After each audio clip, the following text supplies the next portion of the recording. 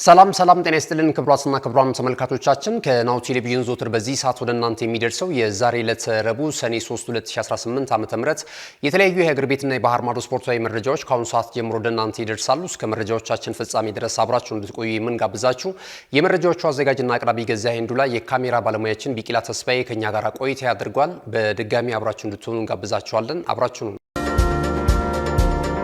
ክቡራትና ክቡራን ተመልካቾቻችን ወደ ቀዳሚው መረጃችን እናልፋለን። በነገው ዕለት እንግዲህ የ2026 የዓለም እግር ኳስ ዋንጫ የውድድር መድረክ ጅማሮን ያደርጋል። አዘጋጇ ሀገር ሜክሲኮ ከደቡብ አፍሪካ ጋር በሚያደርጉት ጨዋታ በኢትዮጵያ ሰዓት አቆጣጠር ምሽት 4 ሰዓት ላይ የሚጀመር ነው የሚሆነው። ለሚቀጥሉት 39 ቀናቶች እንግዲህ የዓለም ዋንጫ በሶስቱ ሀገራት የጣምራ አዘጋጅነት ካናዳ፣ ሜክሲኮና አሜሪካ የሚቀጥል ነው የሚሆነው። የማጣሪያ ጨዋታዎችም እንደተጠበቁ ናቸው። ወደ 104 ጨዋታዎች እንደሚከናወኑ እንደዚሁ መመልከት ይቻላል። ከ64 ጨዋታ ወደ 104 ጨዋታዎች ከፍ ብለዋልና አዳዲስ ጉዳዮችን የያዘው የዓለም እግር ኳስ ዋንጫ የውድድር መድረክ ወሳኝ ምዕራፍ ላይና ዋዜማ ላይ ነው የምንገኘው። የዓለም ዋንጫውን የተመለከቱ ጥያቄዎችንም ይዘናል ለዛሬም ወደ እናንተ የምናደርሰው። ትላንት ደግሞ ወደ እናንተ ያደረስናቸውን 3 ጥያቄዎች የሞከራችሁም እንደዚሁም ደግሞ በርከት ያላችሁ ተመልካቾቻችን ደግሞ በትክክል 3ቱንም ጥያቄዎች እንደዚሁ መልሳችኋል። ይህንንም ስም ዝርዝር ወደ እናንተ የምናደርስ ይሆናል። የተሳተፋችሁና በትክክል መልሱን መልሳችሁ ከናሁ ስፖርት የሞባይል ካርድ ተሸላሚ የሆናችሁ ተመልካቾቻችንንም ይፋ የምናደርግ ነው የሚሆነው ማለት ነው። እንግዲህ በነገ ዕለት በሚጀምረው በዚህ የዓለም እግር ኳስ ዋንጫ የውድድር መድረክ ላይ የሀገራችን የስፖርት ጋዜጠኞች ምልከታ ምን ይመስላል፣ ቅድመ ግምታቸውስ ምን ይመስላል ብሎ ናሁ ስፖርት የተለያዩ አንጋፋና ወጣት የስፖርት ጋዜጠኞችን አነጋግሯል። በየተራ ወደ እናንተ የምናደርስ ይሆናል። የትኛው ጋዜጠኛ የትኛው ብሔራዊ ቡድንን የ2026ቱ የዓለም እግር ኳስ ዋንጫ የውድድር መድረክ ሻምፒዮና ሊሆን ይችላል፣ የትኛውንስ ብሔራዊ ቡድን ይደግፋል የሚሉትን ሀሳቦች እናንተም እንድትረዷቸው እንግዲህ የተለያዩ ቃለ ምልልሶች አድርገናል ከተለያዩ ጋዜጠኞች ጋራ። በቀጣይነትም እዚህ ስፖርቱ ላይ ያሉትን ሰዎች ያላቸው ምልከታ በዓለም ዋንጫው ላይ እንደዚሁ ማድረሳችንን የምንቀጥል ነው የሚሆነው። የዛሬውም የመረጃችን መንደርደሪያ የሚሆነው ይኸው ነው። በብስራት ኤፍኤም 101.1 የሞዛይክ ስፖርት ላይ የቀጥታ ስርጭት በማስተላለፍ ያለፉትን አመታቶች ወይም ደግሞ በዚህ በስፖርት ኢንዱስትሪ ላይ አዳዲስ ወጣት ኮሜንታተሮች እየመጡ ነው የሚገኙት እንደምታውቁት ማለት ነው። መረጃዎችን ለስፖርት ቤተሰቡ በጥራትና በብቃት እያደረሱ ከሚገኙ ወጣት ኮሜንታተሮች መካከል አንደኛው የሞዛይኩ ዘላለም ያደታ ነው። ዘላለም ያደታ እንግዲህ በሂደት ራሱን እያበቃ ከስፖርት ቤተሰቡ ጋራ በላቀ ከፍታ እየተዋወቀ ያለ ወጣት ኮሜንታተር ነውና ከናሁ ስፖርት ጋር በነበረው ቆይታ የዘንድሮን የዓለም እግር ኳስ ዋንጫ የውድድር መድረክን የትኛውን ብሔራዊ ቡድን ይደግፋል፣ የትኛውን የአፍሪካ ብሔራዊ ቡድን ይጠብቃል፣ የትኛውስ ተጫዋች አውትሻይን ሊያደርግ ይችላል፣ እንግዲህ የሱን ቅድመ ግምትና የተለያዩ ሀሳቦችን የዓለም ዋንጫን የተመለከትንበትን ጉዳይ ወደ እናንተ የምናደርስ ይሆናል። ለመሆኑ ኮሜንታተር ዘላለም ያደታ የትኛው ብሔራዊ ቡድንን ይጠብቃል፣ ይገምታል? እስኪ ሀሳቡን ተጋርተን እንምጣ። አብራችሁኑ ነው። አዎ እንግዲህ በተለየ መንገድ እኛ ኢትዮጵያውያን በተለይ በዚህ ትውልድ አብዛኛው ጨዋታ የምናውቀው ቀንና መሻሽ ላይ ነውና ዘንድሮ በተለየ መንገድ ሌሊት የምንመለከትበት በርከት ያሉ ጨዋታዎች ከምድብ ማጣሪያ ጀምሮ ሌሊት ላይ የሚደረጉ ጨዋታዎች ናቸው። ግን ለየት የሚያደርገው ዘንድሮ ተሳታፊዎቹ እጅግ በጣም በርካታ ናቸው። ከአፍሪካም ከኤዥያ ከተለያዩ አህጉራትና የዘንድሮ ዓለም ዋንጫ ብዙዎች አሁን ላይ ለዋንጫ ለመገመት እንኳን የሚያዳግት ግን ደግሞ ሁሉም በየብሔራዊ ቡድን ስብስብ በየሊጎቻቸው አስደናቂ ጊዜን ያሳለፉ ተጫዋቾችን በየብሔራዊ ቡድን እንመለከታለንና በጣም አጓጊ ነው የሚሆነው። በዛው ልክ ደግሞ ያው የመደብዘዝ ባህሪውን ደግሞ በዛው ልክ ከፍ ያለ ይመስለኛል። ምክንያቱ ደግሞ ከሰዓቱ አንፃር ለኢትዮጵያውያን ብዙ አመቺ አይደለምና እስከ ፍጻሜ ብትሄድ እንግዲህ በርከት ያሉ ጨዋታዎች ሌሊት ላይ መሆናቸው ካልሆነ በስተቀር እንደ ብዛቱ እንደ ተሳታፊዎች ብዛትና እንደ ብሔራዊ ቡድኖች ጥራት የዘንድሮ ዓለም ዋንጫ በጉጉት ይጠበቃል። የኔ ኦቢስ ይታወቃል፣ የእንግሊዝ ደጋፊ ነኝ። ምናልባት ከስብስብ አንፃር ቶማስ ቱኸል ዘንድሮ ስብስባቸውን ይፋ ያደረጉበት መንገድ እኔ በጣም ወድጄላቸዋለሁና ያው የእንግሊዝ ብሔራዊ ቡድን ደጋፊ ነኝ። ሁሌም የአውሮፓ ዋንጫ መሆን ያለ ዋንጫ ሲመጣና እንግሊዝን ጠብቃታለሁ። ለዋንጫ ከሚጣቹ ቡድኖች መካከል አንዱ ናት ብዬ አስባለሁ። ግን ምናልባት ዋንጫው ማን ሊደርስ ይችላል ብለህ ካሰብክ ከጠየከኝ እንደ ኦፕታ አይደለም። እኔ የራሴ ያው ፖርቹጋል በተሻለ መንገድ የዋንጫውን የማንሳት ስብስብ አላት ብዬ አስባለሁ። ያው በአሰልጣኙ ላይ ጥርጣሬ ይኖረኛል፣ ግን እንደ ስብስብ ከጠየቀኝ ፖርቹጋል የተሻለ የዓለም ዋንጫ የማንሳት እድል አላት ብዬ አስባለሁ። ፈረንሳይም ብዙዎች ይገምቷታል፣ ግን ደግሞ ከወገብ በላይና ከወገብ በታች ብለን ምንጠራት ብሔራዊ ቡድን ናት ለኔ እና ፈረንሳይ ከወገብ በላይ በጣም አስፈሪ ቡድን ነው። ከወገብ በታች ግን እዚህ ግባ የምትለው ወይም ምንድነው አስደናቂው ስብስብ መስሎ አይታየኝም እና ፈረንሳይ ለዓለም ዋንጫ ፍጻሜ ትደርሳለች የሚል እምነት የለኝም። ግን ከጠየቀኝ ምናልባት እንግሊዝ፣ ፖርቹጋል እድል ካላቸው ብሔራዊ ቡድኖች መካከል ለኔ የሚጠቀሱ ናቸው። ሞሮኮን አሁንም ማላስቀድምበት ምንም ምክንያት የለም። በርቀት ደረጃ ትጓዛለች ብዬ ያው ለዋንጫ አልገመታትም፣ ግን የአምናውን ርቀት እንኳን ባትጓዝ ቢያንስ እስከ ሩብ ፍጻሜ መጓዝ ከሚችሉ የአፍሪካ ሀገራት መካከል አንዷ ሞሮኮ ናት ብዬ አስባለሁ። ግን ደግሞ ጥርጣሬም ያድርብኛል። በተለይ የካታር ዓለም ዋንጫ ላይ የሞሮኮ ብሔራዊ ቡድን አማካይ ስፍራ በጣም አስደናቂ ነበሩ፣ እነ ኦናይ እና ማላ። አሁን ላይ ያ ግኝት በተለይ በዚህኛው ብሔራዊ ቡድን ውስጥ አለ ብዬ አላምንም። ግን ሴኔጋል ምናልባት ሴኔጋል ይሄኛው ስብስቧ የአፍሪካ ዋንጫ ሻምፒዮናት ያለፈው ያው ምንም እንኳ በካፍ ያ ውሳኔ ቢተላለፍም አሁንም ስብስቧ ግን የተሻለ ርቀት እንድትጓዝ የሚያደርጋት ይመስለኛል። ከአፍሪካ ከጠየከኝ እንግዲህ እኔ በተለይ በኤቨርተን አስደናቂ ጊዜን በግሉ ያሳለፈው ሴኔጋላዊ ኢሊማ ንጃዬ የመሰለፍ እድልን ያገኛል ብዬ አስባለሁ። በሴኔጋል ብሔራዊ ቡድን በእያንዳንዱ ጨዋታ እሱን ተጫዋች ሴኔጋል የተሻለ ርቀት የምትጓዝ ከሆነ ኢሊማ ንጃዬን ጠብቀዋለሁ። እንደ በዓለም አቀፍ ደረጃ ከጠየከኝ ግን በዘንድሮ የአውሮፓ ሻምፒየንስ ሊግ አይተህ ከሆነ ቪቲኒያ በፖርቹጋል ብሔራዊ ቡድንም ድንቅ ነው። በፓሪስ ሰን ዠርመን በተመሳሳይ ድንቅ ጊዜን ማሳለፍ ችሏል እና ቪቲኒያ የተሻለ ነገር የሚያሳይ ይመስለኛል። አሁንም ግን ሰዎች ስለ ማርጀቱና ባለፈው የካታር ዓለም ዋንጫ የሻምፒዮን መሆኑን ተከትሎ ስሜቱ እንደ ፊቱ ላይሆን ይችላል ብለው ሊያስቡ ይችሉ ይሆናሉ። ሊዮኔል ሜሲ አሁንም የተሻለውን ነገር ማድረግ እንደሚችል እና አርጀንቲና እስከ መጨረሻ መጓዝ የምትችል ከሆነ የሊዮኔል ሜሲ ተጽዕኖ ከፍ ያለ እንደሚሆን ጠብቃለሁ። ኪሊያን ምባፔም በፈረንሳይ ብሔራዊ ቡድን ጎልቶ የሚወጣው ተጫዋች ይመስለኛል። ግን ከኪሊያን ምባፔ በላይ የባየር ሙኒኩ ሚኬል ኦሊሴን ጠብቃለሁ። በዋናነት ከጠየቅን ግን ፖርቹጋላዊ ቪቲኒያን ጠብቀዋለሁ። ብሩኖ ፈርናንዴዝም እንዳለው ነው። ተመልሰናል። ክቡራትና ክቡራን ተመልካቾቻችን የዓለም ዋንጫ ዋዜማ ላይ ሆነን መረጃውን ወደ እናንተ እያደረስን ነው የምንገኘው። እንግዲህ 48 ሀገራቶች በዘንድሮ ዓመት ለመጀመሪያ ጊዜ የሚሳተፉበት የዓለም እግር ኳስ ዋንጫ የውድድር መድረክ በነገው ዕለት ይጀምራል። ቀደም ሲል የሞዛይኩን ኮሜንታተር ዘላለም ያደታን ተከታትለን ተመልሰናል። ወደ ዛሬው ጥያቄ እናልፋለን። ከዛ አስቀድመን ግን ትላንት በነበሩት ጥያቄዎች ላይ ተሳትፎ ያደረጋችሁ በትክክል ደግሞ ሶስቱንም ጥያቄዎች በመመለስ የሞባይል ካርድ ተሸላሚ የሆናችሁ ተመልካቾቻችንን ስም ዝርዝር ካሁን በኋላ ወደ እናንተ የምናደርስ ነው የሚሆነው። ትላንት የነበሩት ሶስት ጥያቄዎችን እናስታውሳችሁ።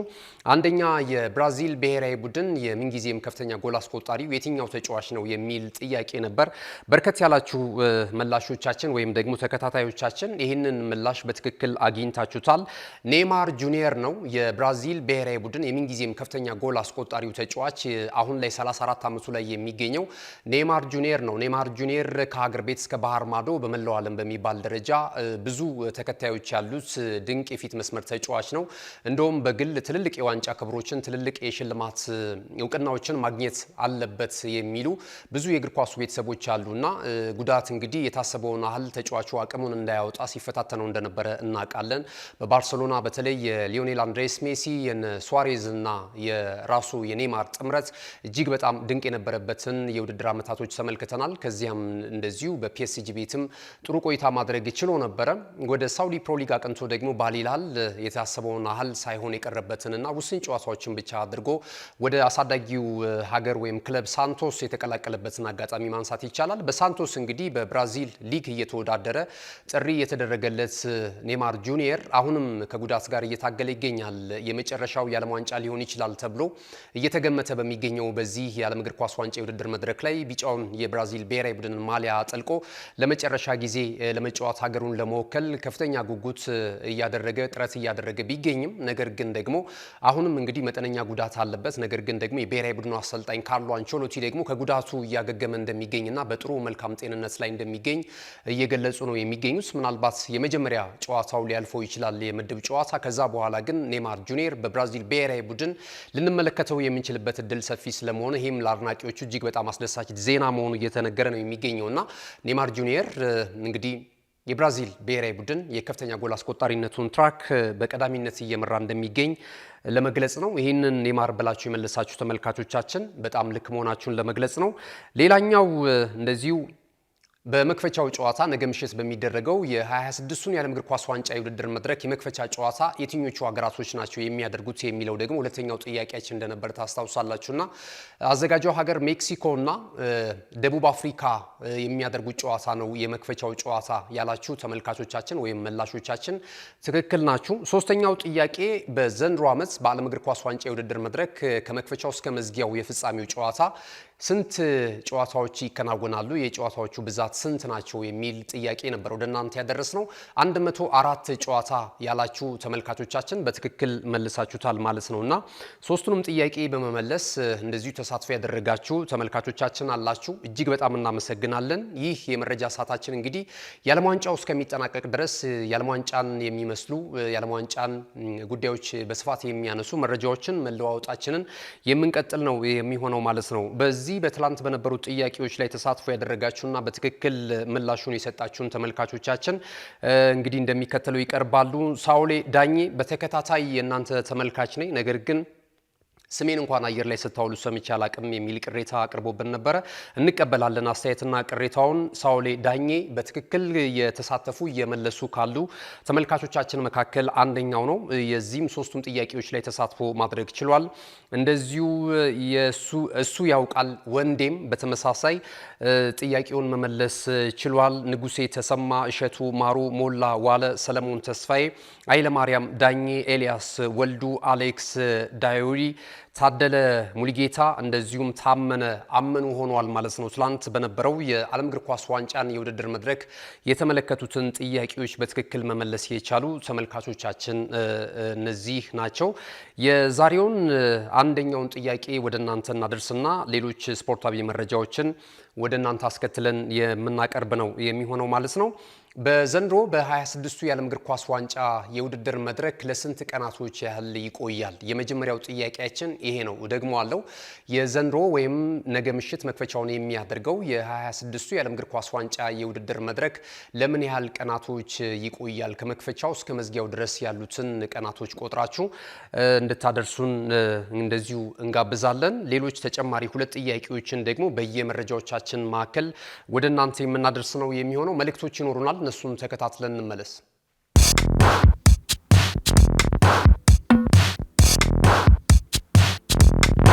የማድረስ አገልግሎት የወደፊት ዕጣ ፈንታ እዚህ ደርሷል። በትሩዝ የታገዘም ትሩዝ ዴሊቨሪን እናስተዋውቆ። የኛ 100% የኤሌክትሪክ ሞተሮች ለአካባቢ ተስማሚ ብቻ አይደሉም፣ ፈጣን፣ ጸጥተኛና አስተማማኝም ናቸው።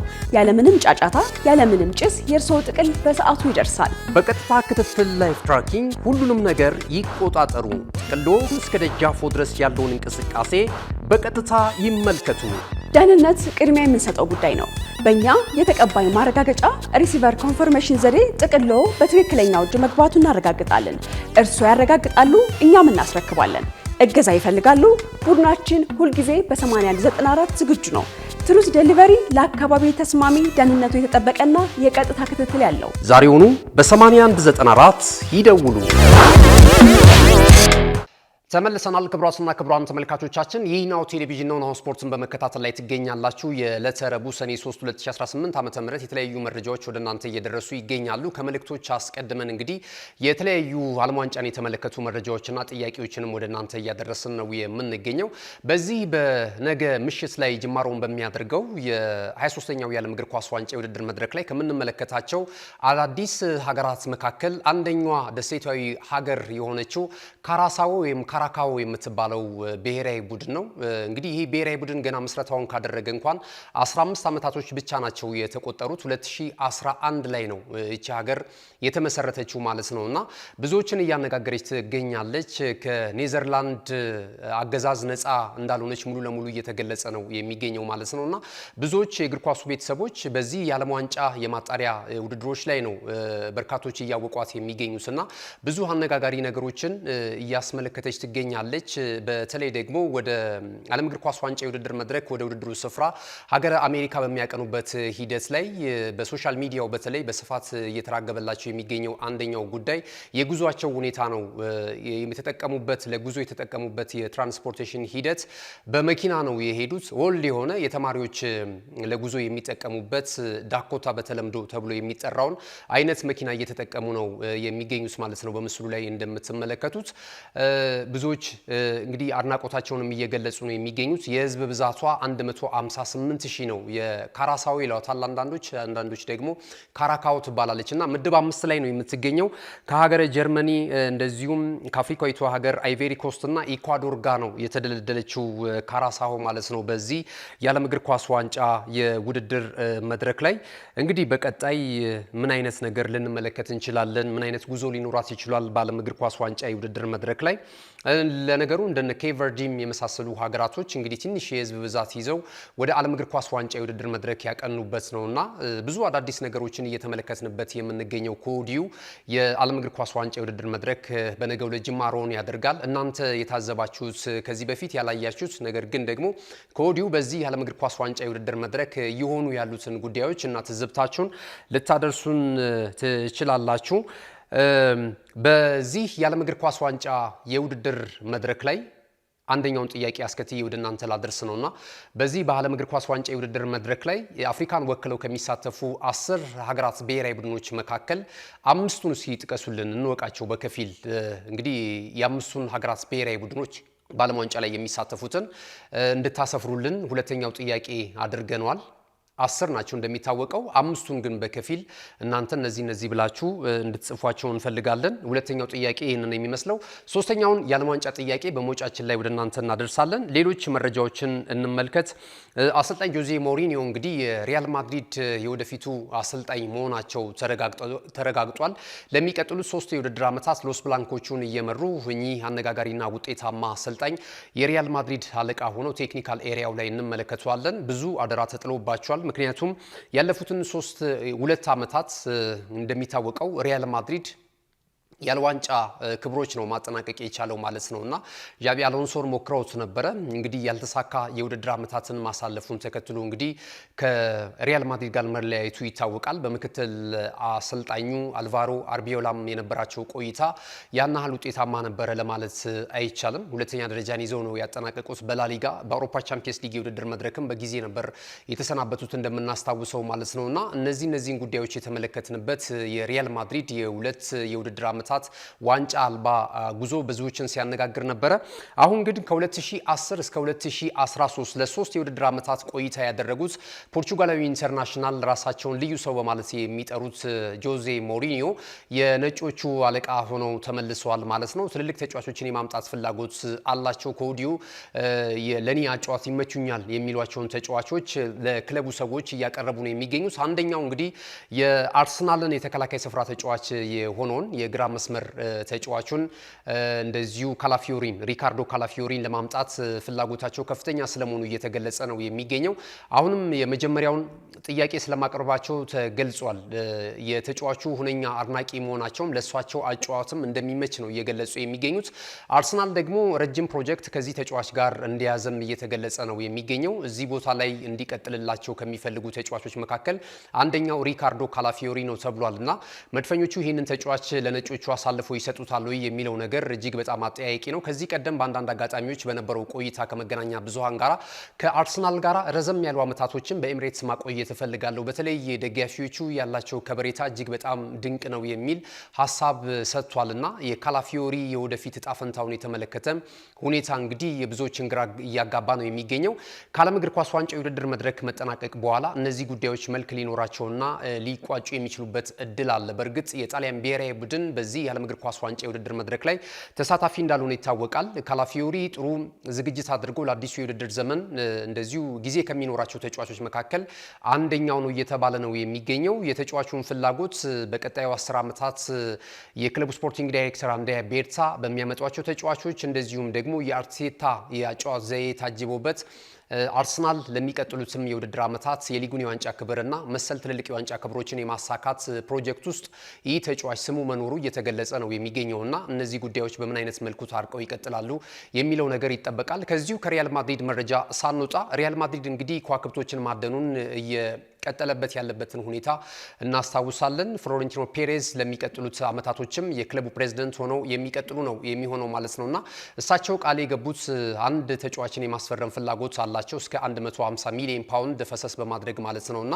ይህንንም ገንዘብ ኢንቨስት ለማድረግ ተዘጋጅቷል። አንደኛው እንግዲህ ሚሼል ኦሊሴ ነው። የባየር ሙኒኩን ተጫዋች የማስፈረም ፍላጎት እንዳላቸው እየተገለጸ ይገኛል። ይህ ፈረንሳዊ ኢንተርናሽናል አሁን በዓለም እግር ኳስ ዋንጫ የውድድር መድረክ የፈረንሳይ ብሔራዊ ቡድንን ወክሎ ጨዋታ እያደረገ ነው የሚገኘው። ባለፈው እንደምናስታውሰው በወዳጅነት ጨዋታ 3 ግቦችን ከመረብ አሳርፎ አትሪክ መስራቱ የሚታወስ ነውና 150 ሚሊዮን ፓውንድ ወጪ በማድረግ ይህን ተጫዋች ለማስፈረም የመጀመሪያ ጥያቄያቸውን አቀርበው ሪያል ማድሪድ እንግዲህ ይህንን ጥያቄ ሳይቀበለው የቀረበትን ሂደት ማስዋስ ይቻላል። አሁን ደግሞ ከአትሌቲኮ ማድሪድ ተቀናቃኛቸው ጁሊያን አልቫሬዝን ለማስፈረም እንደዚሁ 150 ሚሊዮን ፓውንድ የያዘ የዝውውር ፕሮጀክት እንደዚሁ ለአትሌቲኮ ማድሪድ አቅርበው ነበረ።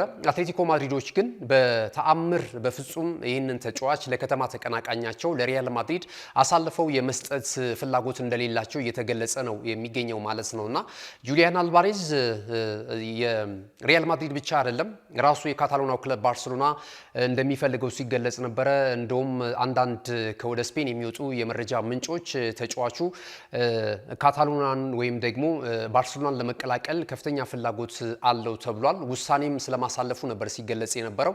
ሪያል ማድሪድ ግን ይህንን ዝውውር ሀክ በማድረግ ደግሞ እንደዚሁ የግሉ ለማድረግ ይህንን ተጫዋች ከፍተኛ ጥረት በማድረግ ላይ እንደሚገኝ እየተገለጸ ነው የሚገኘው ማለት ነው። እስከ 500 ሚሊዮን ፓውንድ የዝውውሩ ወይም ደግሞ የውል ማፍረሻው ኮንትራት እንደዛ ከፍ ይልባቸዋል የሚል ለሪያል ማድሪዶች ተስፋ አስቆራጭ ምላሽ እየሰጡን የሚገኙት አትሌቲኮ ማድሪዶች ማለት ነውና ያው ከዛ ባሻገር ደግሞ ከሪያል ማድሪድ ባሻገር እንደነ አርሰናል፣ ቼልሲ ራሱ ከዩናይትድ ጋርም የተወሰኑ ጊዜ የተጫዋቹ ስም ሲያያዝ የነበረበትን አጋጣሚ ማስተዋወስ ይቻላል። አሁን ላይ ካሉ ላሊጋው ተጫዋቾች መካከል አንደኛው ጁሊያን አልቫሬዝ ነው። በብዙ በርካታ ክለቦች ራዳር ውስጥ ነው የሚገኘው ይሄ ተጫዋች ማለት ነው። እንግዲህ በተለይ በፕሪሚየር ሊጉ ጥሩ ልምድ ካላቸው የፊት መስመር ተጫዋቾች መካከል አንደኛው ነው። በሲቲ ቤት 2 ጊዜ የፕሪሚየር ሊጉን የዋንጫ ክብር ማሳካት ችሏል። በቂ መጫወቻ እድል አላገኘውም በሚል ነበር ወደ ስፔን ያቀናውና በስፔንም ያለው ቆይታ እጅግ በጣም አስደናቂ ነው። በሀገሩ አርጀንቲና ብሔራዊ ቡድን በቀጣይ በዓለም ዋንጫው የምንመለከተው ነው የሚሆነው።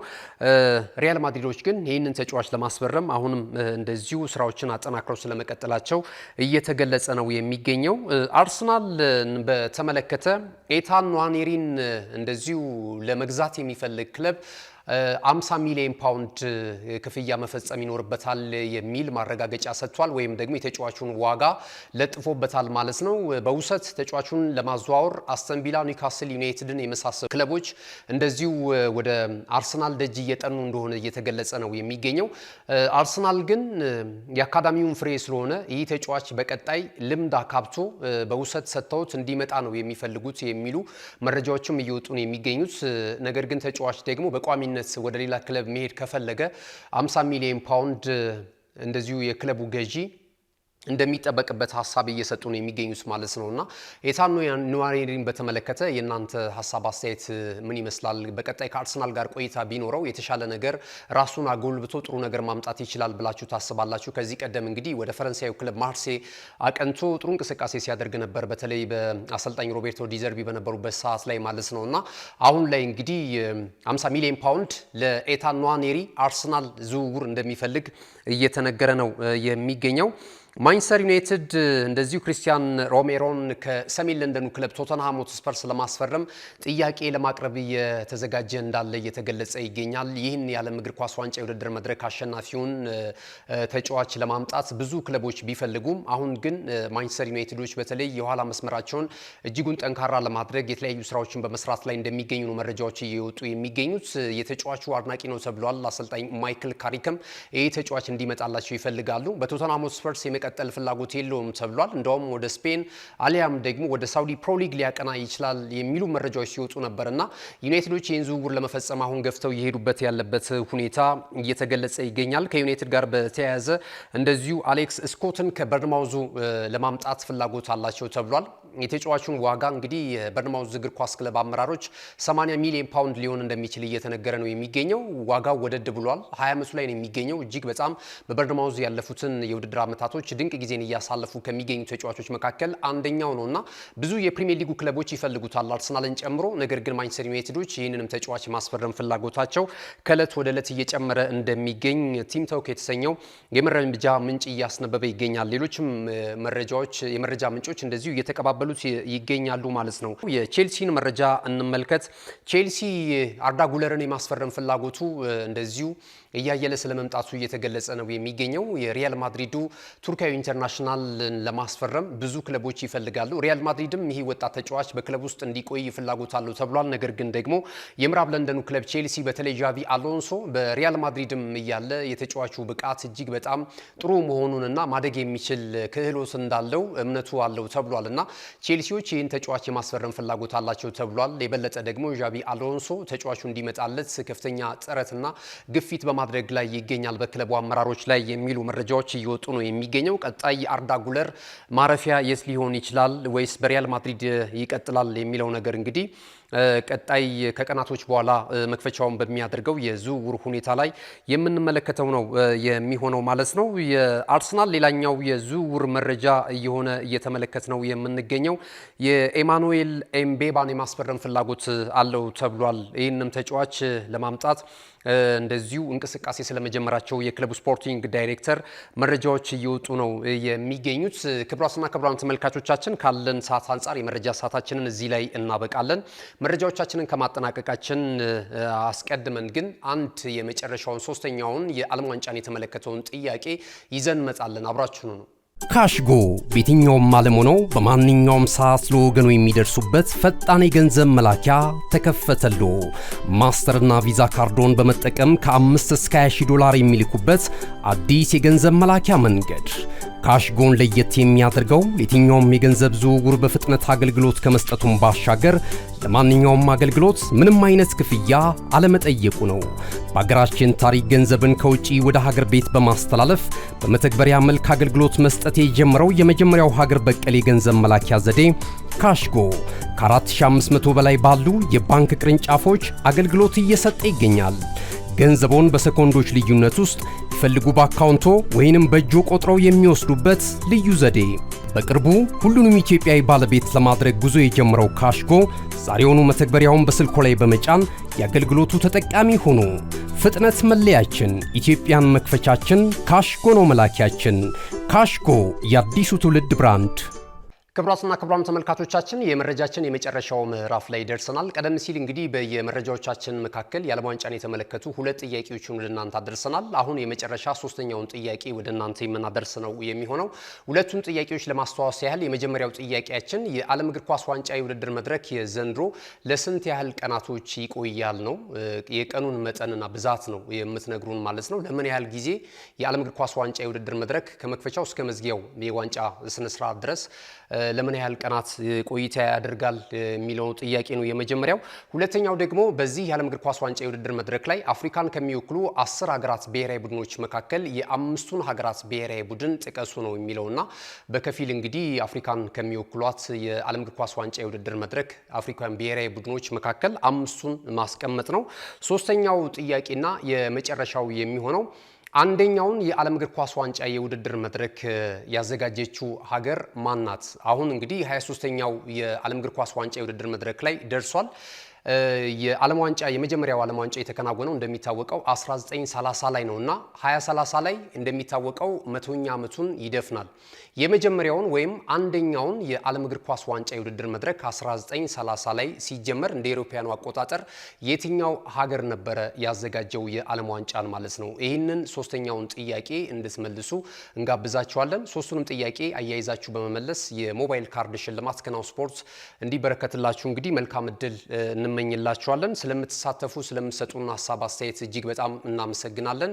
ክቡራትና ክቡራን ተመልካቾቻችን የዛሬ ዕለተ ረቡዕ ሰኔ 3 2018 ዓ.ም የሀገር ቤትና የባህር ማዶ ስፖርታዊ መረጃዎቻችን ይህንን ይመስሉ ነበር። መረጃዎቻችንን ስለተከታተላችሁልን እጅግ በጣም እናመሰግናለን።